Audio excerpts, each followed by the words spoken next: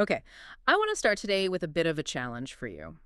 When you think about the cutting edge of business, logistics, supply chains, all the stuff that keeps our world moving, what pops into your head? Oh, that's easy. It's the sci-fi stuff, right? You're thinking drones, dropping packages, AI routing thousands of trucks in a millisecond, maybe those sleek electric semis. Exactly. We are completely obsessed with the high-tech fix, the silver bullet. Everyone's looking for that one software update, that one gadget that's going to magically slash costs. It's classic shiny object syndrome. If it has a microchip, it gets the budget. If it's, analog, it gets ignored. But today, we're doing a deep dive into a source that argues we are looking in completely the wrong place. We're all staring up at the clouds when we should be looking down at the asphalt. We are talking about tires. The unsexy, often ignored hero of the whole supply chain. And before you tune out thinking, oh, great, 15 minutes on round black rubber, please stick with us. We're analyzing an article from Greystride called How Proper Tire Management Can Improve Operational Efficiency. And our mission today is to prove to you that tires aren't just a consumable you buy and forget. They are, and I'm quoting the source here, a hidden powerhouse. That phrase really stood out to me, a powerhouse. It implies this active energy, not just some passive part of the vehicle. And that's the whole premise. If you actively manage your tires, treat them like a sophisticated asset, you pull a lever that changes everything, your bottom line, your safety record, even your company's reputation. It's a fundamental shift in mindset. You're moving from tires are a cost to tires are a competitive advantage. And what Greystride does so well in this piece is they break down the actual math. It's not just this vague idea that maintenance is good. They show you exactly where the money is leaking out. So let's start right there with the money, or maybe the hemorrhaging of it. The source opens with a scenario that I think every fleet manager has nightmares about. The breakdown. The breakdown. But, walk us through the reality of that. It's not like getting a flat in your driveway, is it? No, not at all. And this is where people really miscalculate the cost. Just picture it. You have a long-haul truck, fully loaded. It's 2 in the morning. It's raining. And it's carrying something perishable on a tight deadline. And then, boom, a blowout. Okay, so immediately you're paying for a roadside service call. And you're stranded, you have zero leverage, so you're paying a premium for that service and probably full price for whatever tire they happen to have. That's just the direct cost. That's the tip of the iceberg. What the Greystride article really emphasizes is the operational paralysis. That truck is now a statue. It's not earning you a single cent. And in logistics, if the wheels aren't turning, the cash isn't flowing, that's downtime. But there's a third layer to this, right? The source calls it the customer cost. I hadn't really thought about that angle. This is the insidious one. Because that shipment isn't just sitting there, it's late. You miss your delivery slot at the warehouse. Now the receiver's angry. Maybe you miss a deadline that triggers a penalty in your contract. It's a ripple effect. One pop tire creates this tsunami of admin headaches. It does. And you risk the relationship. If you're the carrier that's always reliable, you get the good contracts. If you're the one whose trucks are always on the side of the road, Yeah. you lose business. So proper tire management, it's basically reputation insurance. Reputation insurance. I like that. It's preventative medicine versus emergency surgery. Precisely. You want to control the variable, not let the variable control you. Okay, so that's the avoiding disaster argument, which is, a bit fear-based. But Yeah. what got me excited about this article was the profit argument. Even if the tire doesn't pop, the source claims you're losing money every single mile. Let's talk about the 3% solution. The physics of profit. This is my favorite part because it's just pure science. It all centers on a concept called rolling resistance. Okay, unpack that for us. I think we all get it intuitively. It's harder to push a cart with a flat tire, but what is physically happening? The simplest way to picture it is to imagine walking on concrete versus walking on, say, soft, dry sand. On concrete, you push off, you move forward. It's efficient. On sand, your foot sinks in. You have to waste extra energy just moving the sand before you can even go forward. It just sucks the energy right out of your step. Exactly. A tire does something similar. As it rolls, the part touching the road flattens out. It deforms. Then as it turns, it snaps back. This constant squishing and unsquishing consumes energy. It's called hysteresis. Hysteresis. Okay, getting technical. Well, if the tire is underinflated, it's just squishier, it deforms more, it acts more like that sand. The engine has to work significantly harder just to overcome that drag and keep the truck moving. And that extra energy comes from diesel. Correct. It's like you're driving with the parking brake on just a little bit. You might not feel it, but the engine sure does. And the source puts a hard number on this. It says correct pressure and alignment can cut fuel use by as much as 3%. Which, to most people, that sounds tiny. It does sound tiny. If I save 3% on my grocery bill, that's a pack of gum. Why should a CEO care about 3%? Because context is everything. In trucking, fuel is often the second biggest expense right after the driver's salary. It's massive. A single long-haul truck might burn, what, $60,000, maybe $70,000 of fuel in a year? So 3% of that is around $2,000. Roughly, yeah. Now, what if you have a fleet of 50 trucks? That's $100,000. $100,000 of pure profit you just found, Just by putting air in the tires. just by maintaining the correct pressure. That's the multiplier effect.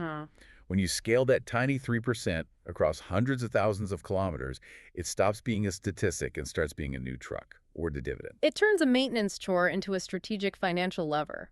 That is a powerful way to reframe it. It is. And it's why the article argues tire management isn't for the mechanic, it's for the CFO. Speaking of the CFO, let's talk about the tires themselves as assets.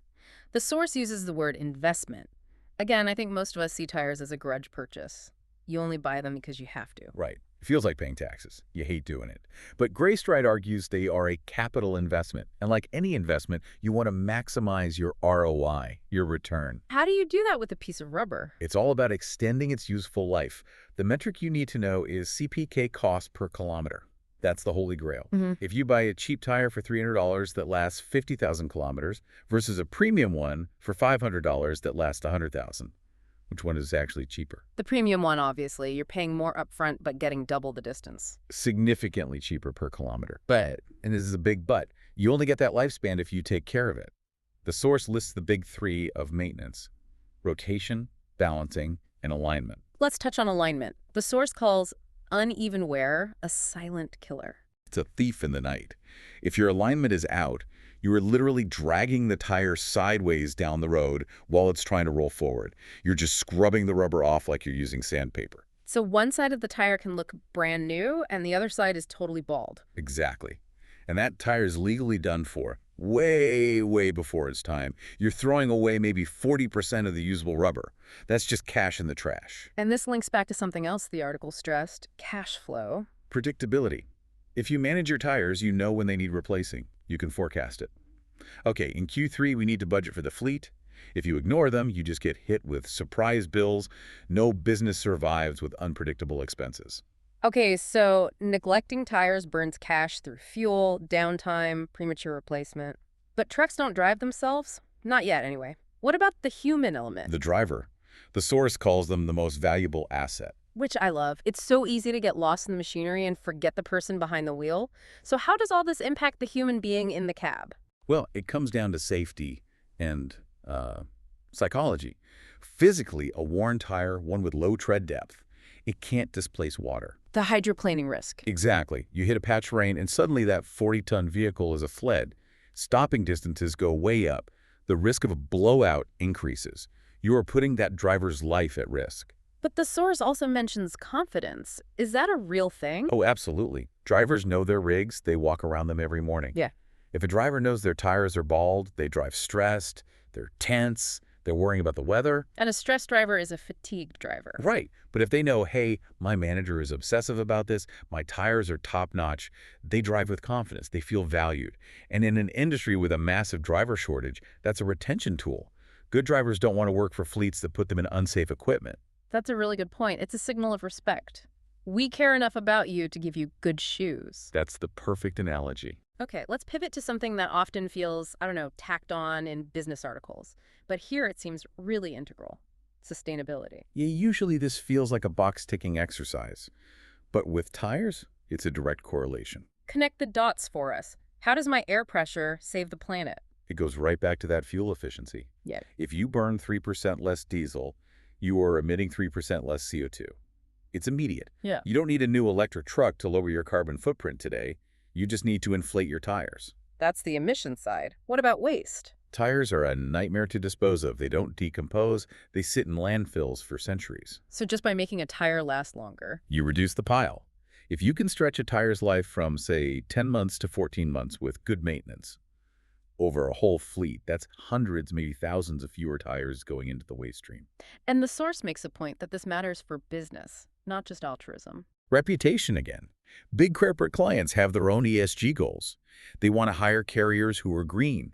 If you can say our tire program reduces our emissions by X%, that's a competitive advantage.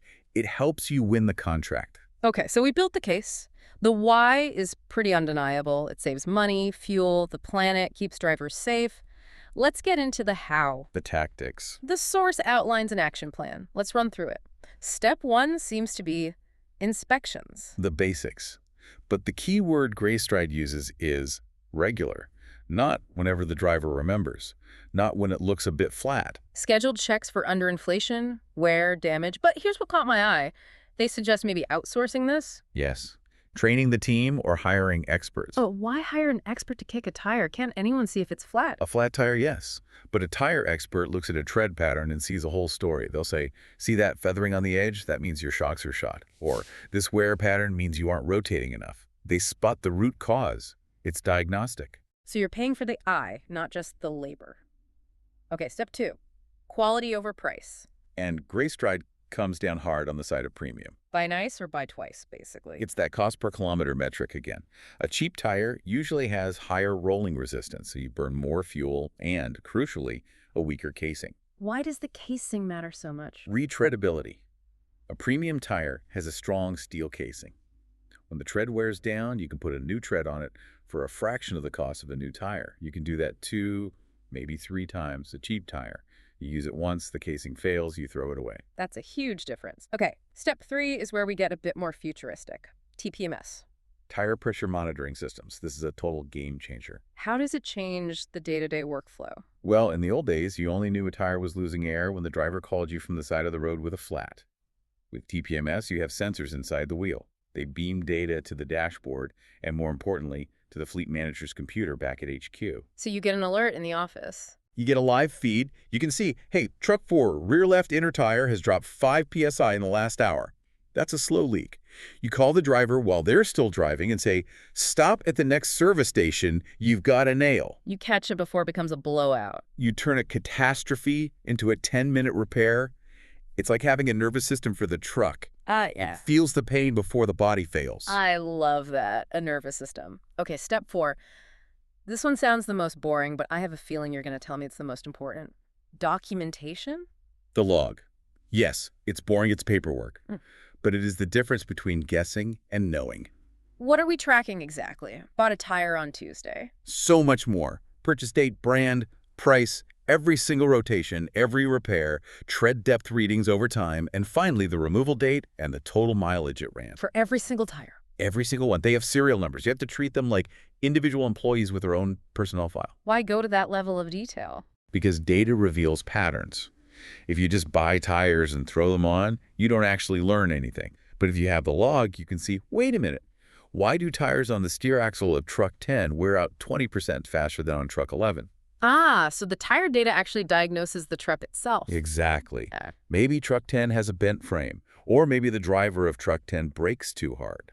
You can't fix what you don't measure. The log gives you the power to optimize. Which brings us to the final tactic, empowering drivers. The human factor. Again, the source suggests training, but specifically on developing good habits. Like what? Avoiding curbs. Curbing tires is a classic way to destroy a sidewall, but also things like observing load limits. If you overload a truck, the tires bulge and overheat. And communication. Yes, creating a culture where a driver can say, this feels weird. And the manager's response is, thanks for telling me, let's look at it, not just drive, we're late. So before we wrap up, I want to place this in context. The source, Greystride, operates specifically in South Africa. Right, and for anyone who knows logistics, that is a tough environment. How so? It's a stress test. You have very long distances, highly variable road conditions. You've got perfect highways, and then potholed rural roads. And you have high ambient temperatures, which is the enemy of rubber. So the logic is, if these principles work there... They'll work anywhere. If you can make this work on a route from Johannesburg to Durban, you can definitely make it work in Europe or the US. And the article acknowledges this can all feel overwhelming. We've listed a lot of stuff. It is overwhelming. Logistics is a high-stress, low-margin business. You're putting in 1 million fires a day, Adding tire scientist to your job description feels like too much. And their solution is basically, don't be a hero. Right. Outsource. You don't have to be the tire expert. You just have to be smart enough to hire one. Let the specialist handle the rubber so you can handle your business. They close with a motto that I think sums this all up perfectly. Every kilometer counts. It's the perfect summary. In a game of inches, every kilometer is an opportunity. You're either making money or losing it. And so often, the difference is just air pressure. So, to recap, we started with the idea that tires are just boring black circles. And hopefully we've shown they're actually sophisticated financial instruments attached to your truck. We looked at the costs of neglect, the repair, the downtime, the reputation hit. We did the math on the 3% solution for fuel. We talked about safety, retaining good drivers. And we broke down the toolkit, inspections, quality, TPMS tech, data, and culture. It's a whole ecosystem. It's not just about tires. It's about operational excellence. It really is. And you know, this whole discussion about the log, that data tracking of every single tire, it left me with a final thought I can't shake. What's that? It makes me wonder what else we're ignoring. If you can get all this value from tracking a tire like it's an employee with a performance review, what other silent parts of a business are hiding in plain sight? That's interesting. I mean, what if you started measuring the performance of your loading dock doors? Or the energy use of your warehouse lighting? What other efficiencies are just waiting for someone to stop guessing and start writing down the numbers? That is the ultimate question, isn't it? Data illuminates the invisible. Most businesses are sitting on a gold mine of efficiency. They just haven't turned the lights on yet. Something to think about the next time you kick a tire. Thanks for listening to this deep dive. Safe travels.